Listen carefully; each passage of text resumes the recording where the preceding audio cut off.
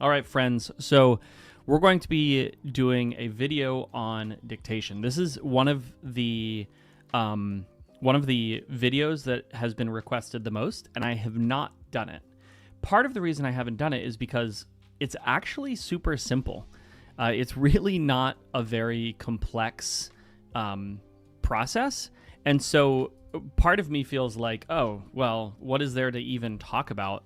I'm going to just do sort of what I did last week with the with plotting, where I'm just going to give you a breakdown of exactly how I do it. So the first thing that we're going to do is we're going to talk about sprints, because sprinting is what I try to do every weekday, Monday through Friday. I try to do my writing every weekday morning, and I run writing sprints on YouTube. So what you're seeing here on the screen is the YouTube stream. We're live right now. Hello, everybody. So we're going to be breaking down this, how I dictate. You'll notice a couple of things on the screen. First of all, we have our sprint timer. This is where we determine how much time we're going to actually be using. I've got chat because it's fun to interact with people, but the most important thing I have is Audacity. So you can see these lines, blue lines down here, are my recording. This is content that I've already recorded for the day. Now, I've already processed it, so we're going to be doing a new recording. And what we're talking about doing is really just dictating into Audacity. So I'm going to record into Audacity, and you're going to see my words popping up here on the screen. You'll be able to track them as they're going. So a couple of things about dictation. First of all, it takes a long time. Dictation isn't a skill that I think comes naturally to anybody, because we have to change the way that we speak slightly. Instead of speaking the way we would if we were having a conversation, it's more akin to public speaking, right? And there are a couple of ways that you can practice this, but the most important and the best way to practice this is to just do it over and over and over and over again. So dictation is a skill, and it took me about 13 hours to be able to really get it. Normally I tell people 20 hours, because 20 hours is how much time it takes to learn a new skill on average. And about 13 hours, it clicked for me finally, and that's 13 hours of doing it, right? And you might think to yourself, why, Seth, would I spend 13 hours trying something that sucks and just pushing through if it doesn't feel natural?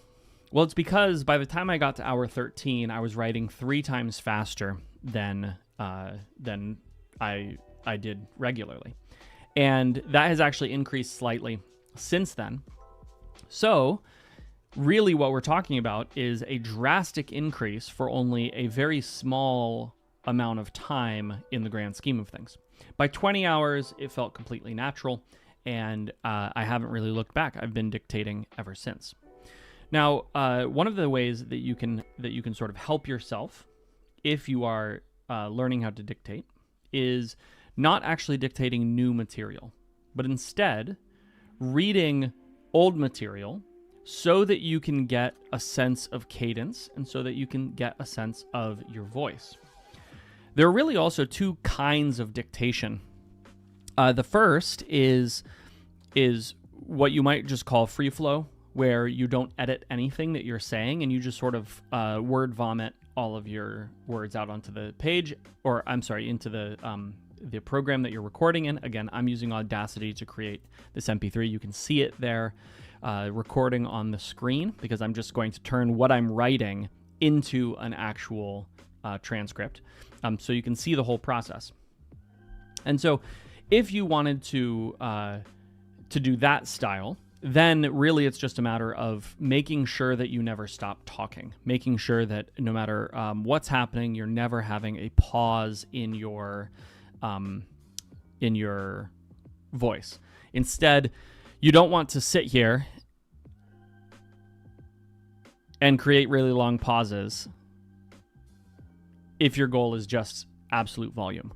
But there's another way to do this, and this is the way I do it, which is that I focus on not just maintaining a good cadence, but I actually focus on hitting the correct word choice the first time to minimize my editing overhead, right? And the way I do that is fairly simple. The way I learned how to do that, I actually just grabbed one of my books, right? In this case, I'm going to use Advent, and I just started reading. We might pick a spot here and say, though he had no memory of the picture being taken, Mark could distinctly remember being held in his father's strong arms.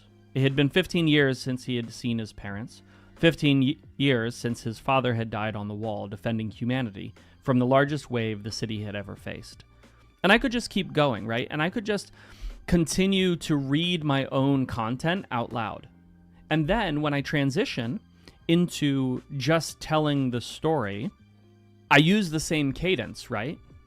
And so let's say we were telling a story about a young man who's waking up as in the body of a puppet, right? That's been created, or a homunculus that's been created by a wizard, right?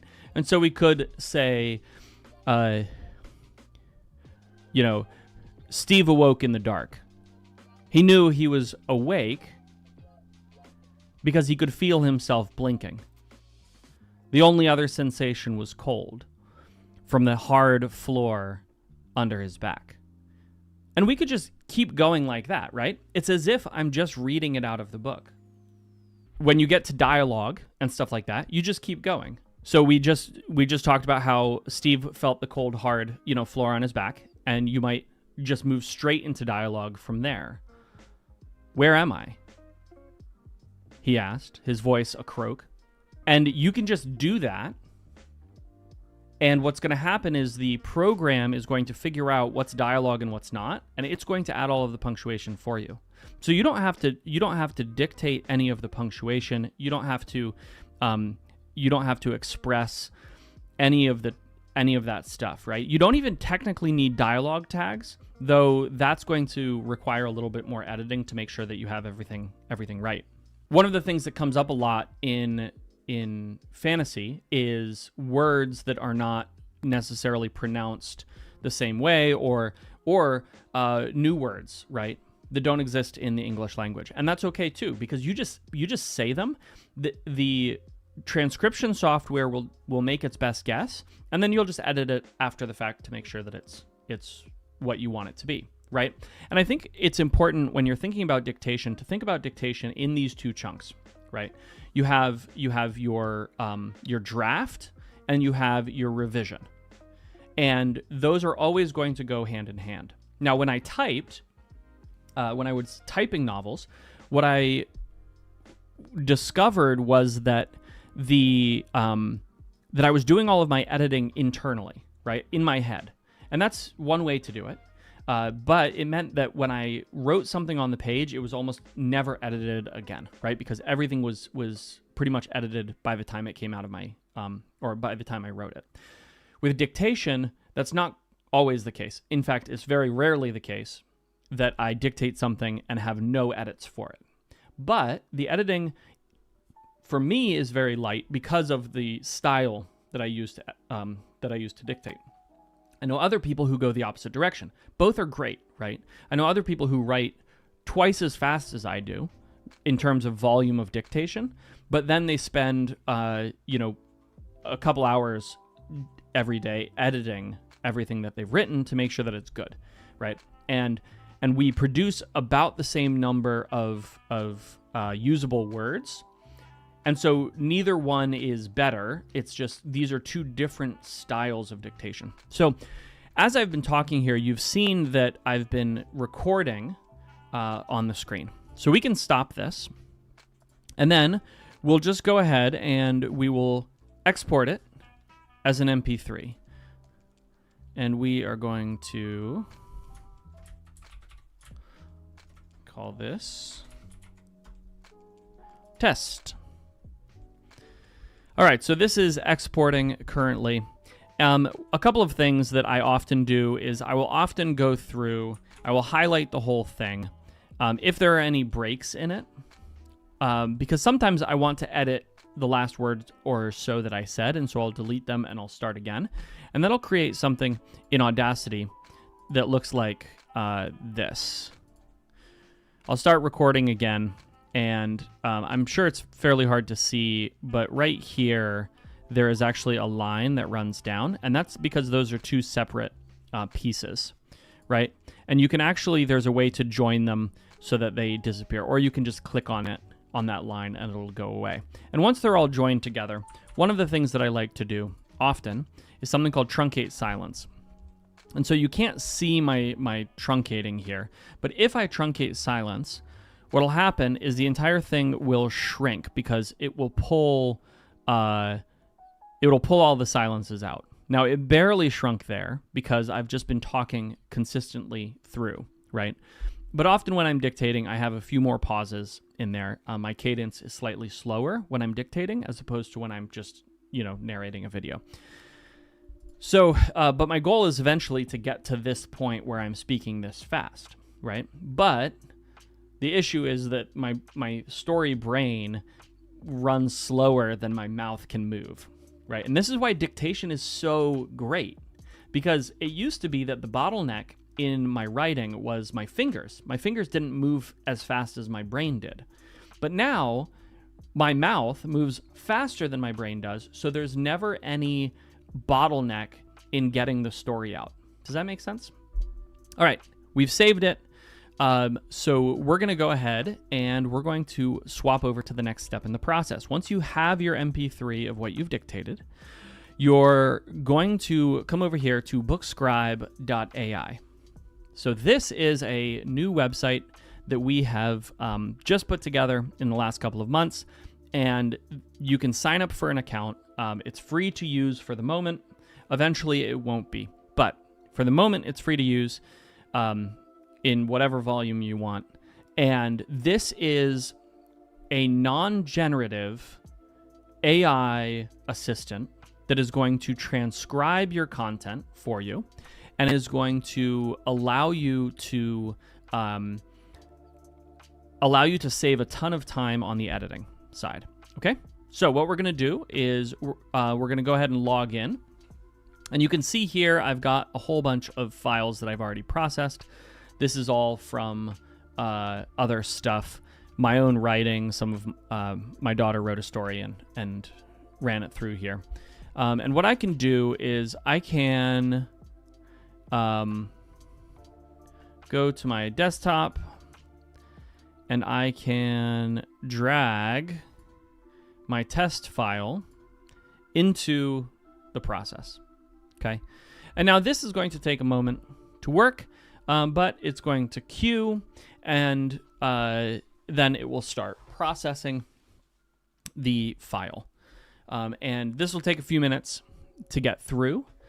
So while we're waiting for that, I'm going to talk a little bit about some of the more common concerns that I hear around dictating, right? The first and primary concern is that your dictation and your typing are going to be too different, right? Because the way people speak and the way people type tend to be very, very different.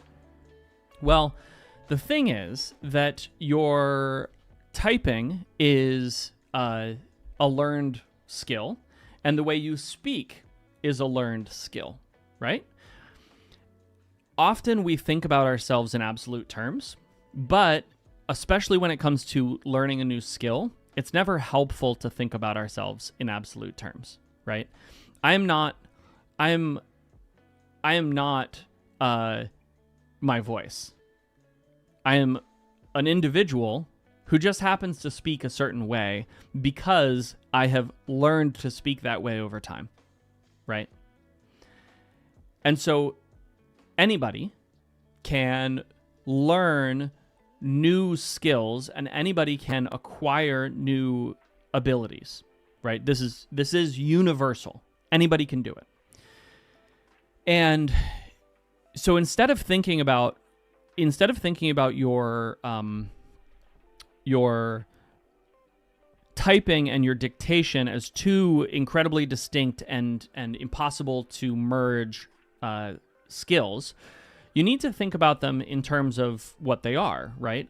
A certain pattern that you use because you're familiar with it. You just need to learn a new pattern.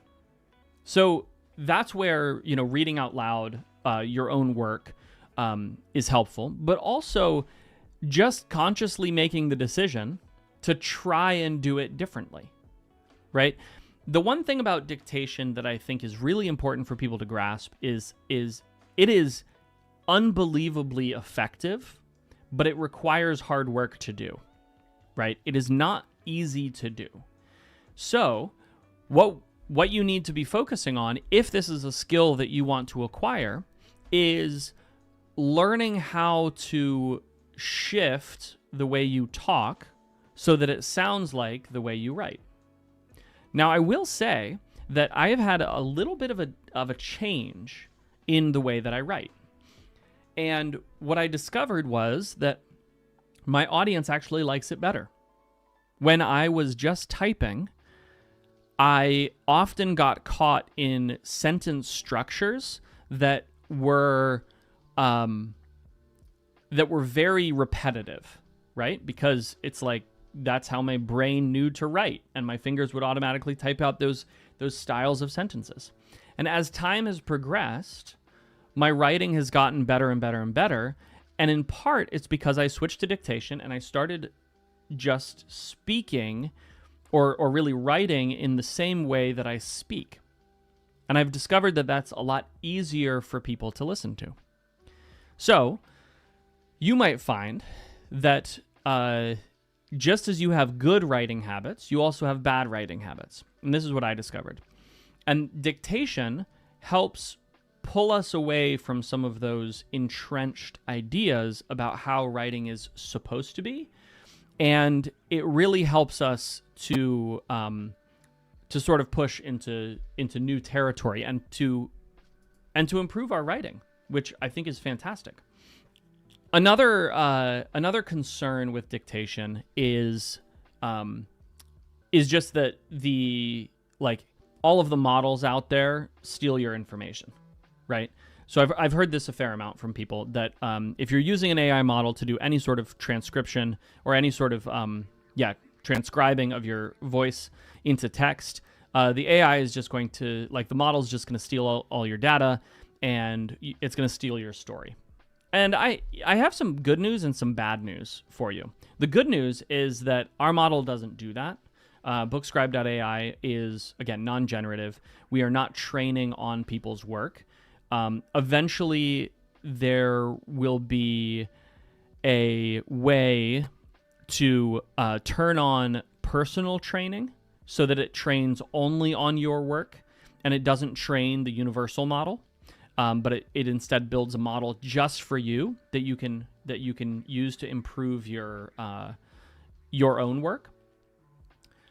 It doesn't do that currently. And the bad news is that every single other program out there, including Word, when you are typing on it, that is now AI enabled, they're all taking your data. They're all scraping what you're doing, and they are all using it to train their models. Now, they claim that they're making it anonymous. They're anonymizing the data and chopping it up in a way that makes it so that it's not plagiarism. But the reality is that anything you put online is being used. Anything you put into Google Docs is being used. Anything you put into Word is being used. You literally, unless you are writing by hand, you cannot avoid it. I mean, Bookscribe.ai, you can avoid it.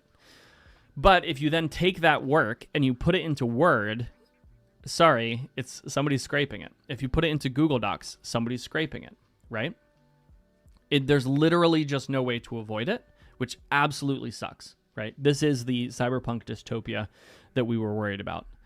But anyway, so that's the unfortunate state of that. But let's get back to this. So we have processed our test file, and now we are going to view our transcript. And I don't know how well you can see this in the video, but this is the transcript of what I said. And you can see here, right? We moved into dialogue, and it correctly identified that it needed quotes around it. Now, it didn't correctly identify here, but up here it did, right? And so it's going to do its best, and it's going to pull through all of this information, and it's going to transform it from audio into text. From there, you can download the file. We're actually working on an editor so that you'll be able to edit it in, and I think it's turned on for me. So you can click in and look at the details. Yeah, okay, so let's see if it works. Boom. So we have a content editor that is not enabled for everybody else yet. I think it's just, I'm testing it now to make sure it works. But you can actually edit this inside the browser, right? And eventually you'll be able to add everything together. You'll be able to, you can select text and you can add comments. You can save it and then pull it down, as the new version of it. So it actually is going to be sort of a one-stop shop where you don't have to pull the information out. Currently, the way I do this is I'll go from Bookscribe.ai and I'll download the file and then I'll copy it into Scrivener, and then from Scrivener, I'll eventually put it into Google Docs so that other people can access it as well. All of that is going to be built in for Bookscribe. So eventually my workflow will literally be record the MP3 on Audacity and then put it into Bookscribe, and that's it, right? And then we'll be able to share from Bookscribe. I'll be able to get people to edit in Bookscribe, or suggest edits in Bookscribe that I can handle. Essentially, all of the functionality of Google Docs is going to be in Bookscribe, which is pretty cool. So, in addition to that, Bookscribe is then going to expand, right? And we're going to build in some additional functionality. In addition to the in-browser editor, we're going to be building in a world-building assistant, which is going to be really fun. We're building a ton of other functionality that's going to go into it.